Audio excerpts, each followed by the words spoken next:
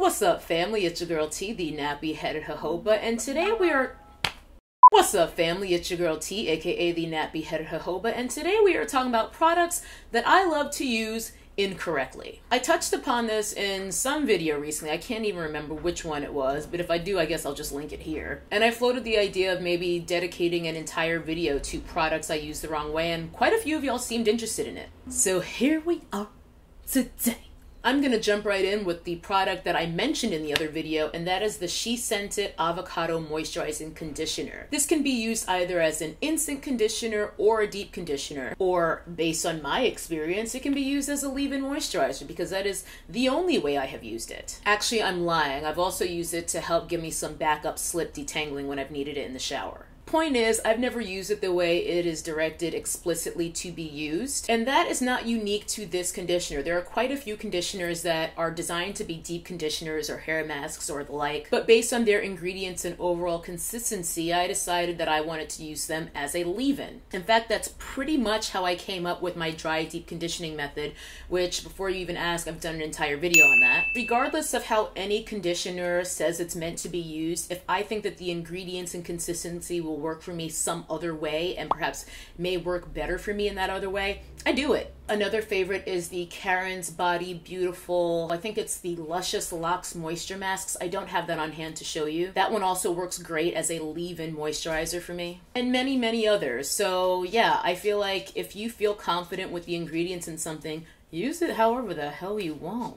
Next up is a product that I actually have sitting right here, but I'm not even going to show it to you guys because my ride or dies are sick of seeing it. It is the Hawaiian Silky Gel Activator. I don't know how many thumbnails and videos I have of me holding up that giant tub. And yes, this product is a gel activator, meaning it's meant to help give you curls, and it's more of a styler. I have never used it that way. I don't do wash and goes or anything of the sort. So I have always and only used that product as a leave-in moisturizer. I don't think I like it too much as a moisturizer midweek, you know, after my hair has already gotten a few days out from wash day. I pretty much exclusively use that product as my leave-in after a wash day. So the way you would use any sort of cream moisturizer, that's the way I use that gel, and it works excellently for me. Keeps my hair moisturized for days on end, and I never have to worry about it leaving Jerry curl juice stains on my pillowcase. One more item in the realm of hair care products that I love to use the wrong way is shampoo. Specifically, shampoos that I did not like for my hair. This particular one is from Bakura, or as I like to call it, Basque, because that is what they used to be called, and I am threatened by change. It is their Fatty Coconut Cleansing Hair Froth, and it was simply too strong for me. It really stripped my hair, left it feeling quite parched. So with this and pretty much any shampoo I try that does not work out for me, what I end up doing is using those shampoos to clean my makeup brushes and sponges. And I find that they work great. It saves me the trouble of going out and buying special brush cleaner products. And I found that it's been working great for me for a couple years now. I find that if the shampoo is too strong for my hair, it's definitely strong enough to get foundation out of my brush. And I like it. This one's almost out, but trust and believe I've got some other shampoo on standby that was too stripping for me, ready to go once this is out. Moving into skincare, this is the Jordan Samuel Skin After Show Treatment Cleanser.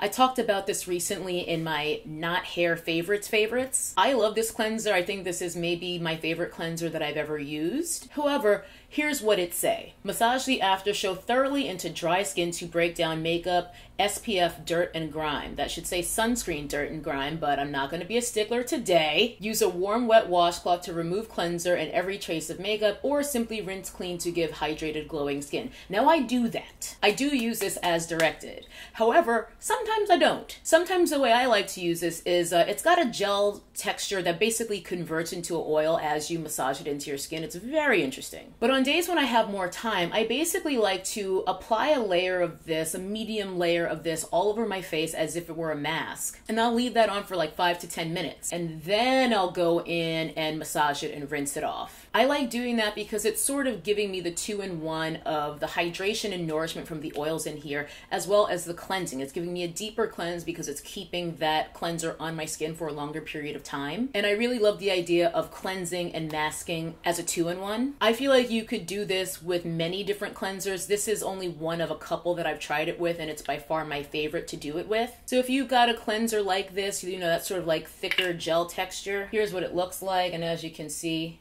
It's quite substantial, like it's not runny at all. It's very thick. I really do love using that cleanser the wrong way, basically using it like a mask and then washing it off. The next item I love to use the wrong way is the Clinique Even Better Brightening Moisture Mask. You guys will have seen me use this correctly in an old skincare routine video, probably from 2 or so years ago. The directions say to spread evenly with fingertips over face, avoid eye area, after 5 to 10 minutes, gently tissue off.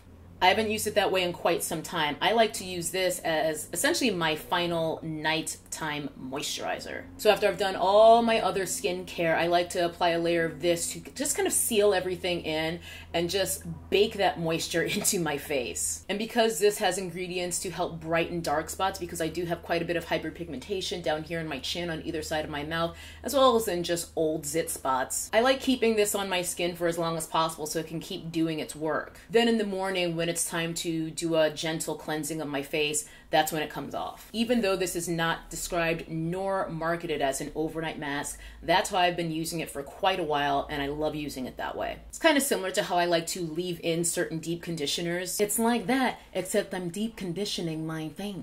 The last couple items are beauty items, and the first is bronzer. This is the NARS Bronzer in the shade Casino. Picked this up a few months ago from Ulta during one of their sales. But really, any bronzer I would do this with, and have done this with any of my bronzers that I've got in my collection anyway. I like to use bronzers as the transition shade when I'm doing an eyeshadow look. I don't do it every single time, it depends on the look, but sometimes I find that if those edges are just looking a little too harsh and I'm not finding the shade I need in the palette I'm using, rather than going and hunting for the right shade of brown or the right undertone of brown in some other palette or a single eyeshadow, I'll just take the bronzer I'm using that day, because I pretty much always use bronzer from doing makeup, and I'll just buff that out through my crease, and I find that it helps tie the look together because it'll be the same tone as the bronzer that'll be on my cheeks, and it does the job of getting rid of any harsh lines. If I decide not to use bronzer for that purpose, I will often sometimes use my regular face powder. This is the Charlotte Tilbury Airbrush Flawless Finish Powder. I've talked about this powder many times as well, and this works great. I actually used this one today because with the shadow look I did,